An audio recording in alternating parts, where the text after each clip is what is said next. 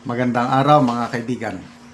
Bigyan natin ngayon ng reaction opinion itong post ng Inquirer.net tungkol kay Senator Robin Padilla sa resolution na final niya para ma-dismiss ang impeachment case ni BP Sara. Ito, ang title.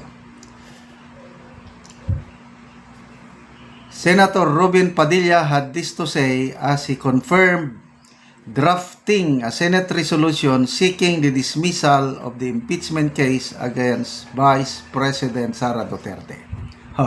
Ito yung statement ni Senator Padilla. Honest lang siya, prangka. Sabi niya, kahit sunugin mo ako dito, mangangamoy Rodrigo Roa Duterte ako. Kaya inamin niya yung draft resolution, hinanda niya, I don't know kung silang dalawa ni Senator Bato, at yung hinanda na yon na resolution, i-final niya na kahapon. Hindi lang basta draft, nandun na. So basahin natin itong article na yan. Senator Robin Padilla confirmed on Monday that he has also drafted a separate resolution seeking the dismissal of the impeachment case against Vice President Sara Duterte. So far, Padilla said he is the only author of the resolution, but he is hoping to get the support of his colleagues, especially from the so-called Duterte bloc. So, iba yung resolution ni Senator Bato. Nasabi ni Senator Bato, he has the numbers already. Iba rin itong kay Padilla. So, tama yung sabi ni Senator Amy na may tatlong resolution na siyang nakita. Puros mga draft. Okay.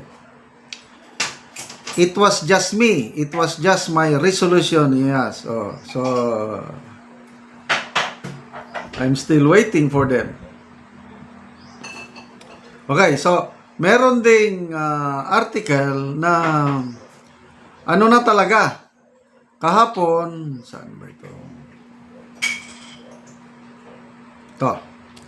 Kahapon yung resolution na okay, ito na. Update. Padilla files resolution seeking to terminate Sara Duterte June 9. Senator Padilla sought to declare the impeachment proceedings against Vice President Duterte terminated even before the Senate could convene as an impeachment court. Padilla sought the termination of the impeachment proceeding through Senate Resolution number, ito na, 1371, he filed at 5:42 p.m. on Monday, kahapon. Yan na. Notably, his resolution was lagged while senators were debating in the plenary on Senate Minority Leader Aquilino Pimentel's motion urging the Senate to immediately convene as an impeachment court. In his resolution, Padilla noted that the articles of impeachment against Duterte were transmitted to the Senate for trial by the House of Representatives last February 5. Until now, however, the articles of impeachment were not referred to the Senate plenary for disposition, thereby precluding referral thereof to the Senate convened as an impeachment court pursuant to Section 36, Article 6 of the Constitution. Okay, so ganito. Hanggang ngayon, yung articles of impeachment nakabinbin, hindi pa naibibigay sa Committee on Rules. Inamin yan ni Senator Tolentino being the chairman ng Committee on Rules. Wala pa. Talagang pinatulog. Kaya nga si Senator-elect Tito Soto, sabi niya, grabe. Grabe, bakit hindi ini-refer? So may plano, I don't know anong plano nila, kahit bakit pinatulog ng ganun.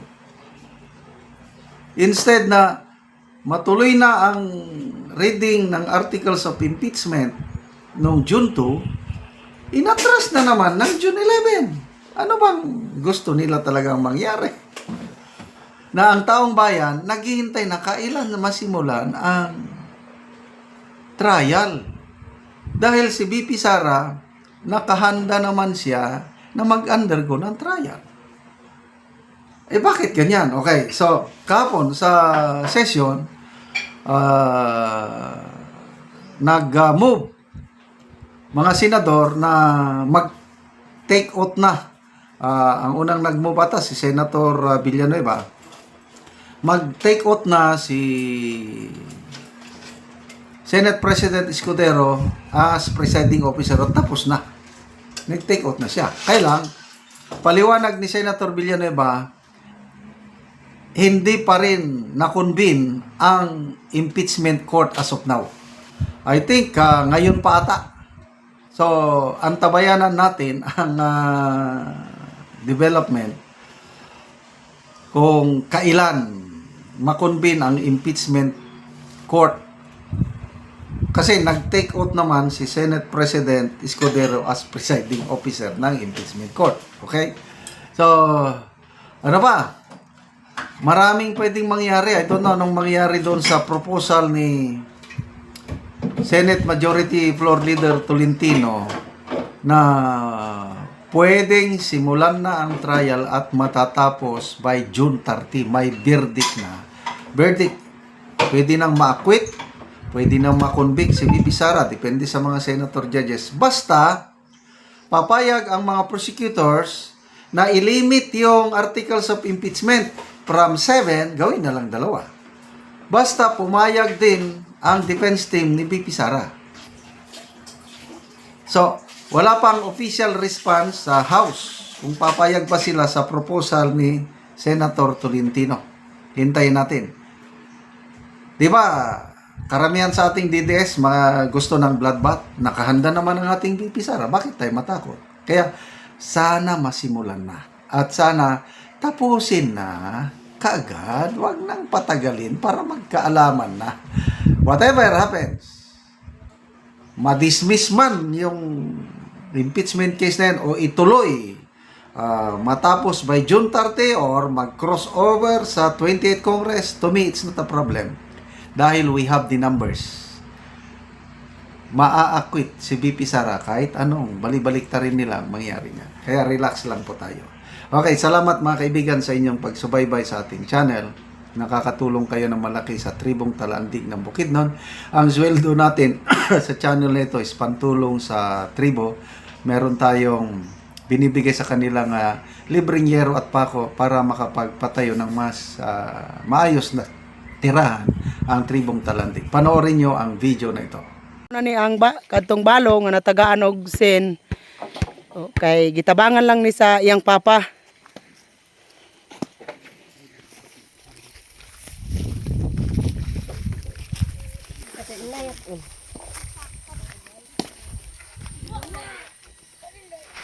Karon mao na ni ang itsura sa payag-payag sa kadtong balo. Nga silupin lang, gisapawan lang gani niya og trapal apan ang trapal murag naghawa na. Muna ni silupin lang in town yang payag-payag. So karon natagaan na gid siya og yero. Ano?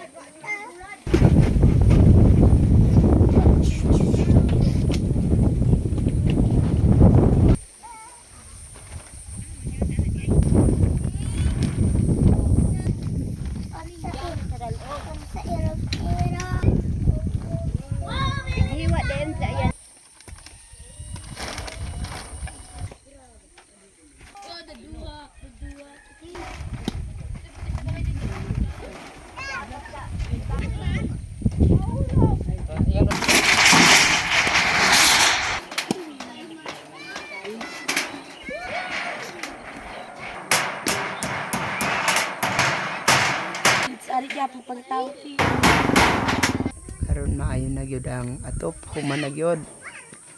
Salamat sa Ginoo, gitagaan ko sa kuan Ginoo. Salamat gyud kay kanuoran na akong net kuan. Akong naka kuan internet. Salamat sa nagtabang sa akong sin, ma-ongko, balay na ko sa akong akong anak na ako ragabuhi. Oo. Murag gid ka. Kay balo naman ka. Kabalo ra ko. Ikaw rang gabuhi. Sige, salamat.